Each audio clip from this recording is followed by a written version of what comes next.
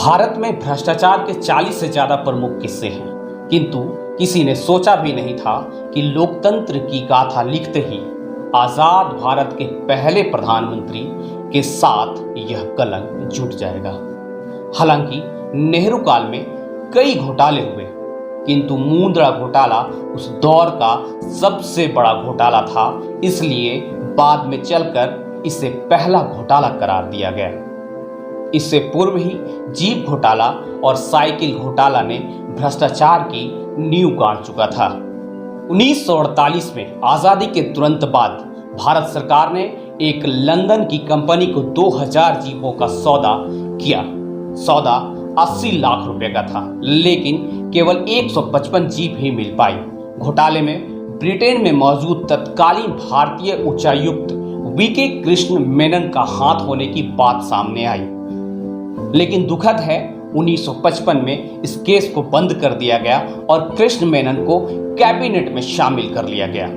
यह मेनन के खिलाफ सजा थी या गिफ्ट था, यह आपको समझना है। थोड़े ही दिनों बाद एक और घोटाला सामने आया, 1951 की साइकिल घोटाला। तत्कालीन वाणिज्य एवं उद्योग मंत्रालय के सेक्रेटरी S.A. वेंकटरमन ने एक कंपनी को साइकिल आयात का कोटा दिए जाने के एवज में रिश्वत ली थी, किंतु देश का पहला वित्तीय घोटाला मुंद्रा घोटाला के रूप में सामने आया। इसका खुलासा कोई और नहीं बल्कि नेहरू के दामाद फिरोज गांधी ने उजागर किया था।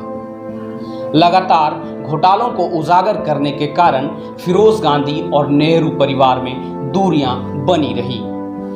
मुंद्रा घोटाला 1958 में हुआ था, जिसमें अफसर, व्यापारी और नेता की तीकड़ी थी। नेहरू की खूब किरकिरी हुई।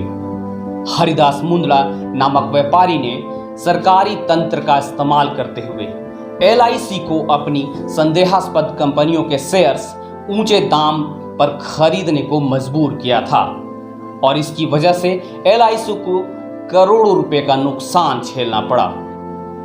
मुंद्रा घोटाले में रकम 1 करोड़ 20 लाख थी, जो वर्तमान में लगभग 600 करोड़ रुपया से ज्यादा की बैठती है। यह घोटाला जब हुआ था तब 1957 में सोने का दाम 95 रुपये प्रति 10 ग्राम, जो आज लगभग 50,000 रुपये प्रति 10 ग्राम है। संसद में फिरोज गांधी व विपक्ष ने नेहरू सरकार को मुंद्रा घोटाले पर जोरदार तरीके से घेरा। स्थिति बिगड़ता देख बंबई हाईकोर्ट के रिटायर्ड जज MC छागला की अध्यक्षता में जांच कमेटी को जांच की जिम्मेवारी दे दी गई। हाँ, भारत के इतिहास में यह पहला अवसर था जब किसी घोटाले की सुनवाई जनता के सामने हुई थी।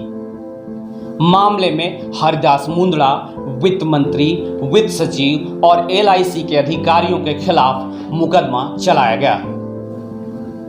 हालांकि नेहरू काल में कई घोटाले सामने आए, जिसकी विस्तृत जानकारी किसी दूसरे किस्से में रखेंगे।